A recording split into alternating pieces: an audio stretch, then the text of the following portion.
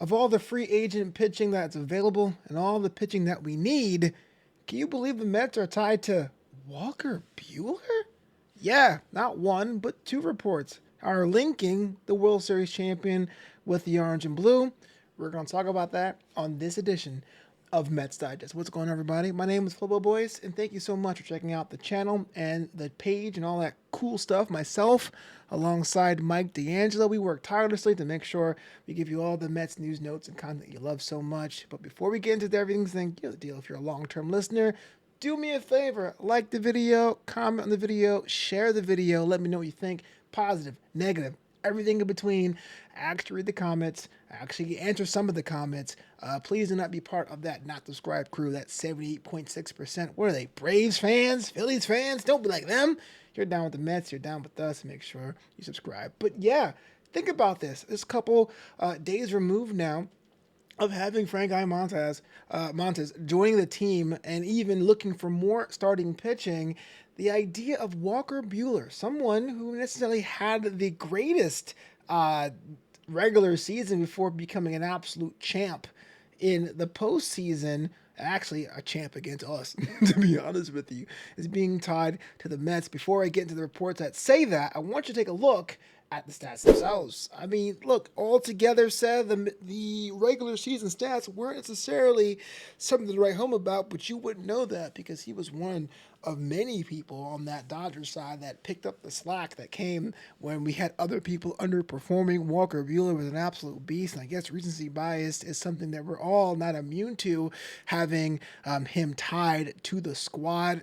I mean, look, these are things that if someone told me that in a mathematical sense, I wouldn't necessarily be on board, but I can understand if wanting to get a little bit more involved. So anyway, Joel Sherman with the New York Post started that a couple days ago. We're talking about the strategy the Mets and David Stearns and company are going to in acquiring pitchers. Again, as I record this, Jordan Montgomery still willing to be moved. Corbin Burns hasn't have a home yet. Fried still hasn't have a home yet. Walker Buehler is something that would not be on top of my bingo card, but neither was Frankie Montas. So maybe I just don't know what I'm talking about. Joel Sherman does know what he's talking about sometimes, and he writes this. With the Montas deal, which is 2 years, $34 million, which is interesting because that's essentially a raise if you think about it compared to his last year's achievements. The David Stearns Mets are forming a pattern on how they view free agent starters. Think short-term deals with upside. We're talking about that a lot of times on the channel too, which is why they have inquired on Walker Buehler among others. The short-term deal with upside. I think if it works for us over a couple of years, I think that'd be the one thing that David Stern is known for, right? You got yourself that Luis Severino deal, that Sean Manaea deal. Sometimes things work out, and you can argue that it worked out for both Manaea and Luis Severino, right? They had a prove-it year, and they both overachieved on different levels, and they both earned themselves a qualifying offer. Severino was a bit surprising on my end, but if Sevy does decide to sign on their team, that's pretty much why they did that. The Mets would get a competition draft pick. But Sean Manaea is basically our ace in residence as it is right now, even though Kodai Senga is still part of the team over multiple years. It was Manaea and his new arm slot and his just dog in him fight during the stretch of the regular season that really has us going. We should probably resign. But with the Frankie Montas deal, we'll see that's pretty much a hot swap part. If Manaea or Severino goes off into the sunset, you got Montas doing the same thing on that prove-it-year deal. But Walker Buehler falling into that situation is interesting as well, because even though there are a lot of holes in our opening rotation, there are some decent parts. So as it is right now, today, this is the first week of December, we have Kodai Senga, Frankie Montas, and David Peterson being part of the rotation.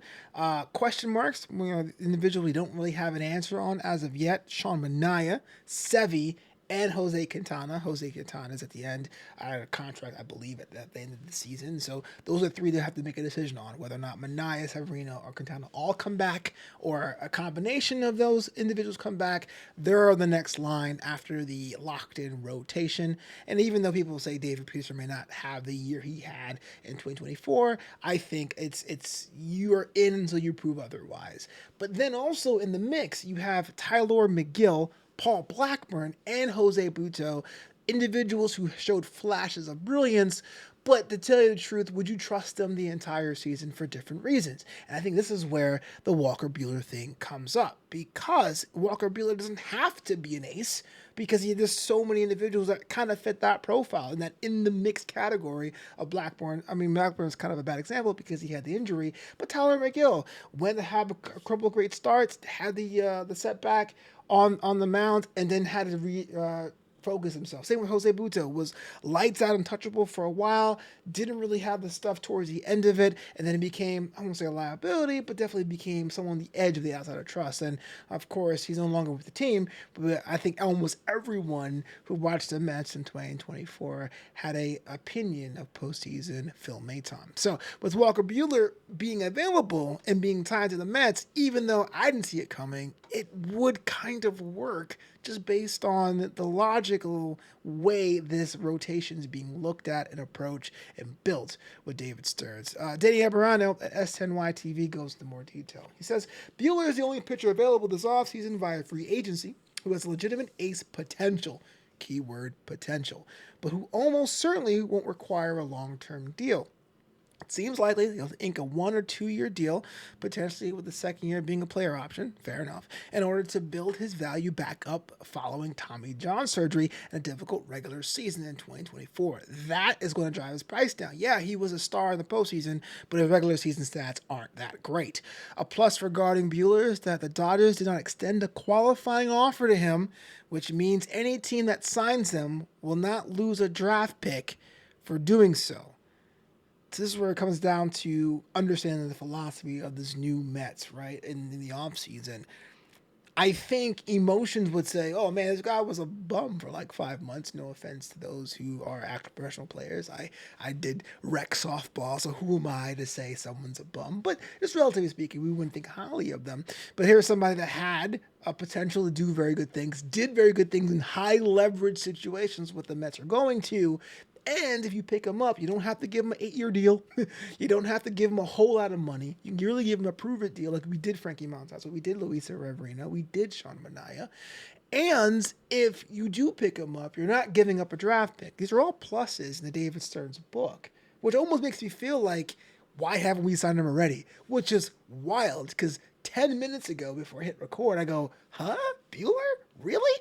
Maybe Sherman and Abrion are onto something. But the more I thought about it, the more I think it makes sense. You put him in the rotation, and he could be a number 3 if he's the best. He could be a number 5 or even number 6 or 7 starter. If you go back to the original idea of having a 6-man rotation with Kodai Senga. And there's really not much of a downside, because if he shows up and blows up, the deal wouldn't be that long in theory. All positives in my book. But what do you think? I know there's Corbin Burns hanging out, there's Max Fried hanging out, but Walker Buehler, New York Met. Interesting, huh? Let me know in the comments below as soon as you can. My name is Flobo Boyce. Thank you so much for reaching the end of the video. Mets Digest is something that we started off just a couple months ago, and it's grown by leaps and bounds. We're so close to 3,000 followers, so do us a solid and make sure you hit that subscribe button. I'm out, but as always, it's LGM to the bitter end.